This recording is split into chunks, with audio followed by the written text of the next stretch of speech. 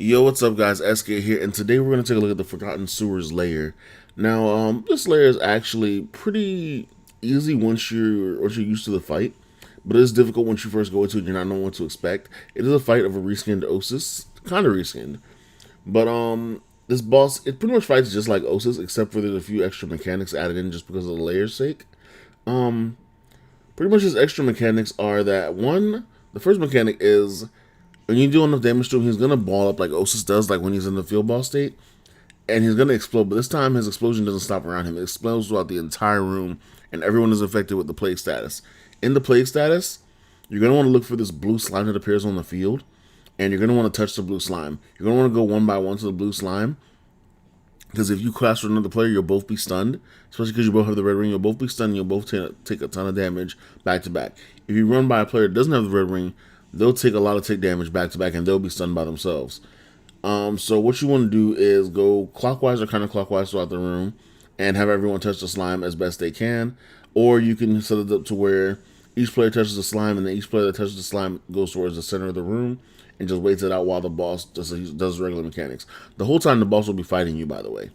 The next mechanic is he's gonna run to the center, and he's gonna like grow this cyst on his arm. It's really weird. But this is where he does his pump mechanic that he usually does in the field when he hops on someone. Instead of this time though, he's gonna raise the toxicity level of the sewers, and it's gonna do a defense down debuff as well as take damage over time. And a lot of these slimes are gonna spawn as well. In the same time, he's gonna focus on one player. Is gonna say the play tightness focuses on you, and you're gonna have a little white debuff eye on your bar if you can see that. If you have too many buffs on your bar, you won't be able to see it. But what he's going to do at that point, he's going to throw a wave of sludge at you. And that wave of sludge has the ability to one-shot you if it hits you all at once. You do have the ability to live through it. If you have higher defense, you can live through it. I've seen someone with 17k defense actually live through it just by like taking the hit. But he was also using Earthbreaker at the time, so maybe it just was because of the fact that he was taking half damage from Earthbreaker as well. Now at this point, whenever you go into this phase, unless you're a Berserker with self-sustain or a class that has pretty good self-sustain, you don't want to be doing what I'm doing.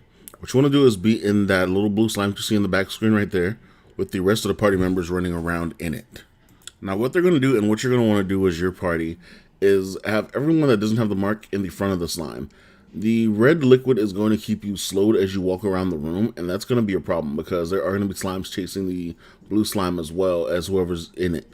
Now, whenever Osis does his 3 wave throws, after that, he will go into a phase where he tries to stun everyone, where he will stun everyone. You're going to have to do a button mash of R1, R2, L1, L2 to get out of it. Once that is actually done with, between that phase, the slimes are going to be able to catch up to you. So what you're going to want to do is the person that's in the back, before that phase comes up, you're going to see Osis do like a spaz thing where he kind of like freaks out. You're going to want to roll forward while he's doing that animation. And then that makes it so that the slimes can't hit you while you're trying to mash out, and then you'll be able to just continue the rest of the rotation that way. Generally, you want to have really good communication when it comes to this this boss. I've run it without communication at all. People have died as a result, but we did complete the dungeon without having multiple deaths. There's probably just one death in between. But yeah, anyone that dies, like usually we can just run without them because the pretty much major part of it is just having the DPS in there and making sure everyone that's DPS is still alive. So generally, if you go down, you can probably stay down if your team has good enough gear score, good enough damage. I would not suggest spamming a bunch of revives in this layer. If you fail, if you guys like go down to one person, just restart.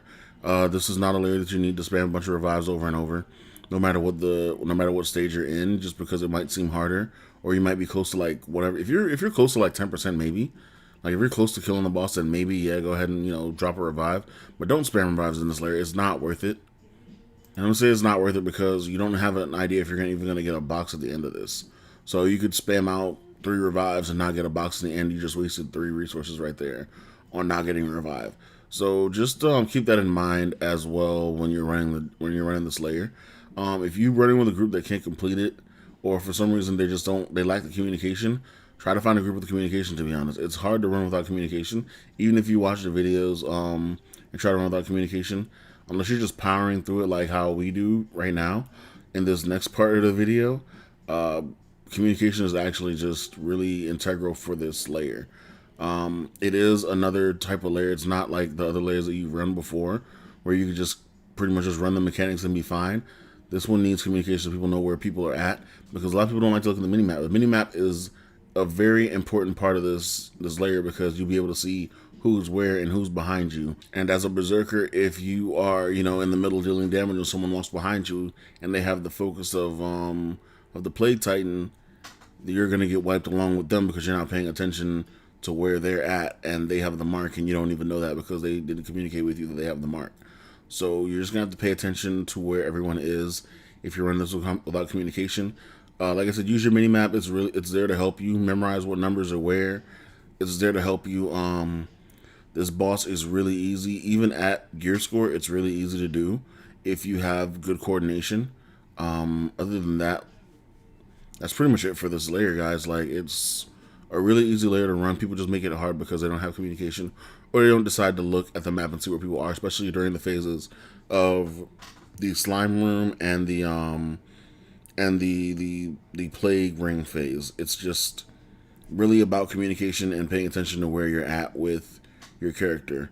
But yeah, that's pretty much it for this video, guys. Thank you guys for watching. I hope you guys found some information useful out of this. Like, subscribe, and share. I think I'm at like 1383 gear score doing this one. I'm way ahead of where the gear score limit should be. And everyone else is around my gear score, I believe, in the party.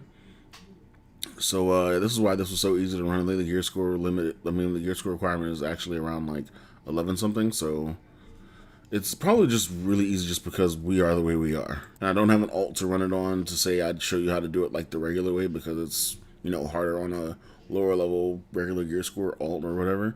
So this is pretty much what you get for this dungeon, to be honest. And we can see you guys in the next one, and peace.